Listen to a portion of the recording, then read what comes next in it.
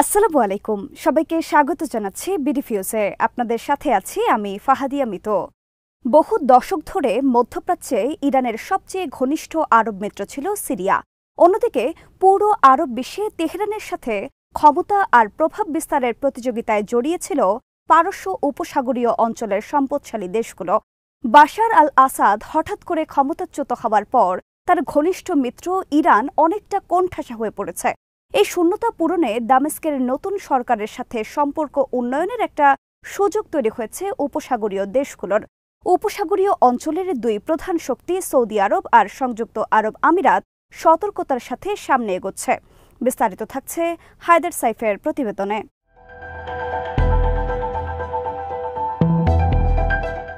মধ্যপ্রাচ্যে যেসব গ্রুপ রাজনৈতিক ইসলামকে আদর্শ হিসেবে নিয়েছে তাদের উত্থান ঠেকানোর জন্য উপসাগরীয় অঞ্চলের দুই প্রভাবশালী দেশ সৌদি আরব ও আরব আমিরাত গত 2 দশক সক্রিয়ভাবে চেষ্টা করেছে।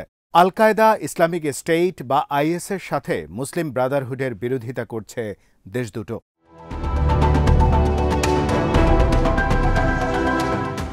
উপসাগরের দেশগুলো প্রকাশ্যেই বলেছে সিরিয়ার নতুন নেতাদেরকে আগে দেখাতে হবে তারা সবাইকে সাথে নিয়ে চলবে এবং দেশের বিভিন্ন মতবাদের মানুষের প্রতি তারা সহনশীল।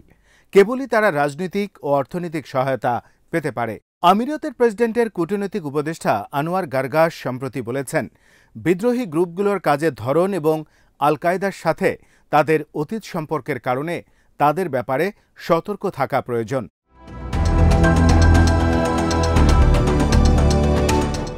আসাদ সরকারের পতনের পরপরই ডিসেম্বরের মাঝামাঝি আমিরাতের রাজধানী আবুধাবিতে এক সম্মেলনে গারগাশ বলেন, আমি মনে করি এই লক্ষণগুলো যথেষ্ট উদ্বেগের।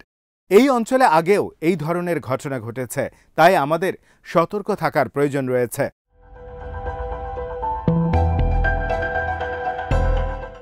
উপসাগরীয় দেশগুলো সবসময় ভয় পেয়েছে মধ্যপ্রাচ্যের ইসলামপন্থী দলগুলো ক্ষমতায় গেলে তাদের নিজেদের স্বৈরাচারী সরকার অস্থিতিশীল হয়ে পড়বে। 2011 সালে পুরো মধ্যপ্রাচ্যে যখন আরব বসন্তের উত্থান হল, তখন বিভিন্ন স্বৈরাচারী সরকারের পতন হয়েছে এবং তিউনিসিয়া ও মিশরের মতো দেশগুলোতে শক্তিশালী ইসলামপন্থী গ্রুপগুলো ক্ষমতায় এসেছিল।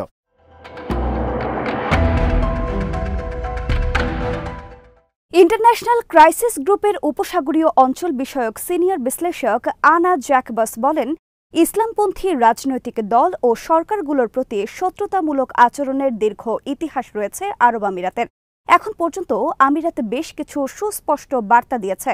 সিরিয়াতে এবং এই বৃহত্তর অঞ্চলে স্থিতিশীলতা রক্ষার স্বার্থে তারা দামেস্কের অন্তর্বর্তীকালীন সরকারের সাথে কাজ করতে আগ্রহী। ইসলামপন্থী শক্তিগুলোর ব্যাপারে উপসাগরীয় দেশগুলোর উদ্বেগ শুরু হয়েছে 2011 সালের 11 সেপ্টেম্বর, যেদিন নিউ ইয়র্কে সন্ত্রাসী হামলা হয়। 19 জন হামলাকারীর অধিকাংশই ছিল সৌদি এবং তারা কট্টর ওহাবি আদর্শ দ্বারা প্রভাবিত ছিল। অনেকে ওহাবি মতবাদকে অসহিংসতা ও সন্ত্রাসবাদের জন্য দায়ী করেন। সৌদি আরবের ডিফ্যাক্টো নেতা ক্রাউন প্রিন্স মোহাম্মদ বিন সালমান তখন থেকেই ধর্মীয় নেতাদের ক্ষমতা কাটছাঁট করতে শুরু করেন।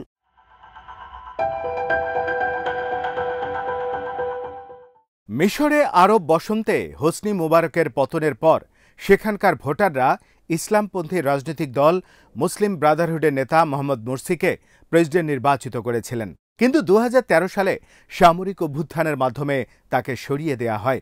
আমিরাত এই অভ্যুত্থানকে সমর্থন করেছিল। সিরিয়ায় ইসলামপন্থীদের ব্যাপারে শুধু উপসাগরীয় দেশগুলো উদ্বেগ দেখাচ্ছে না, বরং মিশর সহ এই অঞ্চলের অন্যান্য দেশও উদ্বেগের মধ্যে রয়েছে।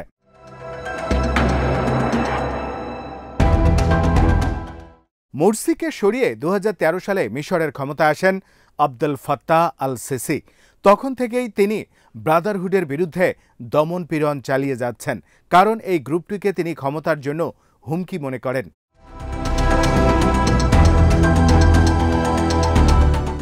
ডিসেম্বরের মাঝামাঝি আল সিসি তার অভ্যাস ভেঙে সাংবাদিকদের সামনে উপস্থিত হয়েছিলেন। বিশ্লেষকরা বলেছেন, সিরিয়ার ঘটনা তার মধ্যে যে অস্থিরতা সৃষ্টি করেছে এটা তারই বহিঃপ্রকাশ। বাশার আল আসাদ আর তিনি যে এক নন সেটা বোঝানোর জন্যই তিনি মিডিয়ার সামনে আসেন। সিসি বলেন, আল্লাহর ইচ্ছায় দুটো কাজ আমি কখনো করিনি। কারো রক্তে আমার হাত কখনোই রঞ্জিত হয়নি, আর যে জিনিসটা আমার না সেটা কখনো আমি নেইনি।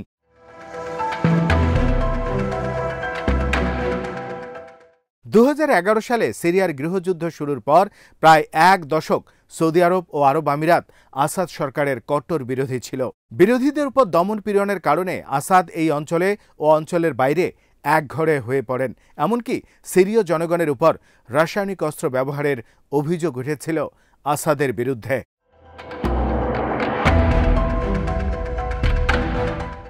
2012 সালের শুরুর দিকে আসাদ সরকার বিরোধীদের ওপর দমন অভিযান শুরু করেন। রিয়াদ আর আবুধাবি উভয়ই তখন সিরিয়ায় দূতাবাস বন্ধ করে দেয়। পরে রাশিয়া আর ইরানের সামরিক সহায়তা নিয়ে আসাদ যখন দেশের অধিকাংশ জায়গার ওপর নিয়ন্ত্রণ প্রতিষ্ঠা করেন, তখন উপসাগরীয় দেশগুলোর মনোভাব বদলাতে শুরু করে।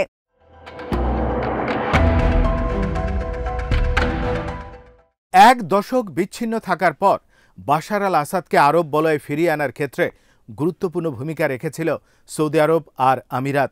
সিরিয়া ও বৃহত্তর মধ্যপ্রাচ্যে যখন ইরানের প্রভাব বাড়ছিল, তখন সেটাকে মোকাবেলার জন্য বৃহত্তর আরব ঐক্য গড়ার আকাঙ্ক্ষা থেকে আসাদকে কাছে টেনেছিল রিয়াদ আর আবুধাবি।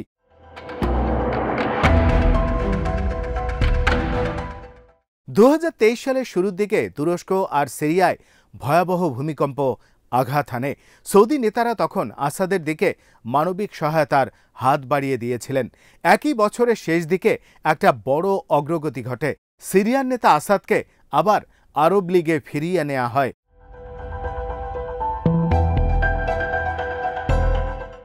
পশ্চিমারা আসাদকে সরিয়ে দেওয়ার চেষ্টা করে ব্যর্থ হয়েছিল। তার রাজনৈতিক অস্তিত্ব এমন একটা বাস্তবতা হয়ে উঠেছিল, তাকে অগ্রাহ্য করার উপায় ছিল না। আর সেজন্যই আসাদ প্রশাসনের সাথে উপসাগরীয় দেশগুলো বিনিময় শুরু করেছিল। আসাদ ক্ষমতায় থাকতেই উপসাগরীয় দেশগুলোর মধ্যে যে পরিবর্তন এসেছিল, সেটা ছিল বৃহত্তর আঞ্চলিক ব্যবস্থার অংশ। কারণ সৌদি আরব ও আরব আমিরাত তখন ইরানের সাথেও সম্পর্ক উন্নয়নের চেষ্টা করেছিল।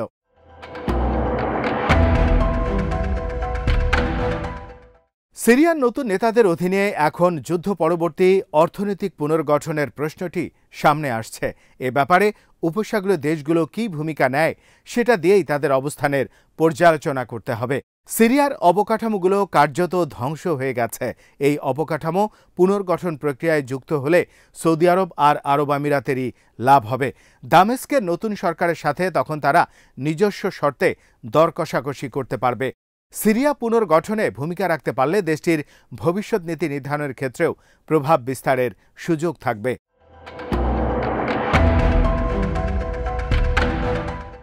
সিরিয়ার এই অন্তর্বর্তীকালীন সরকারকে সমর্থন দেওয়ার ক্ষেত্রে বিশেষ করে কাতারকে যথেষ্ট ইতিবাচক দেখা যাচ্ছে। গৃহযুদ্ধের সময় হায়াত তাহরির আল শাম এবং অন্যান্য ইসলামী বিদ্রোহী গ্রুপগুলোর সাথে যোগাযোগ রেখেছিল কাতার। 2015 সালে বন্দি বিনিময়ের জন্য সিরিয়ার বিদ্রোহী গ্রুপ ও লেবানিজ সেনাবাহিনীর মধ্যে চুক্তিতে মধ্যস্থতাও করেছিল কাতার।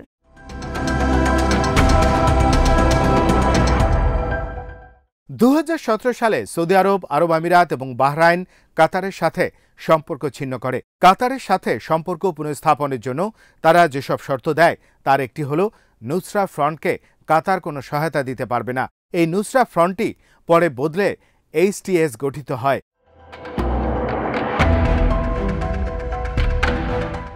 2023 সালে সৌদি আরবের জেদ্দাতে আরব লীগের সম্মেলন অনুষ্ঠিত হয়। সেখানে বাশার আল আসাদের বক্তৃতার ঠিক আগে সম্মেলন কক্ষ ছেড়ে যান কাতারের আমির Sheikh Tamim bin Hamad Al Thani. এর মাধ্যমে আসাদ সরকারের প্রতি কাতারের দৃষ্টিভঙ্গি বোঝা যায়।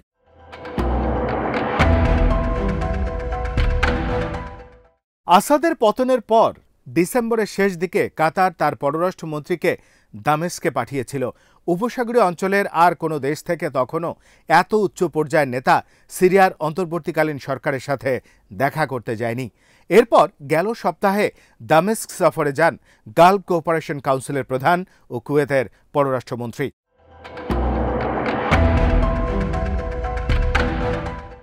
HTS নেতা আহমদ আল শারা বলেছেন, কাতার গত এক দশকে যে সহায়তা দিয়েছে, সেজন্য তাদেরকে অগ্রাধিকার দেবে দামেস্ক। সিরিয়ার বিভিন্ন পুনর্গঠন প্রকল্পে কাতারের যে ভূমিকা ছিল সম্ভবত সেদিকে ইঙ্গিত করেছেন আল শারা।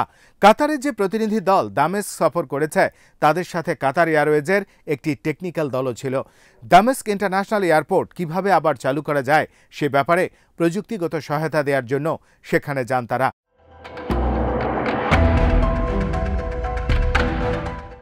আল শারা সাংবাদিকদের বলেছেন, সিরিয়াতে কাতারের একটা বিশেষ মর্যাদা রয়েছে, কারণ তারা সিরিয়ার জনগণের ব্যাপারে সম্মানজনক অবস্থান নিয়েছে।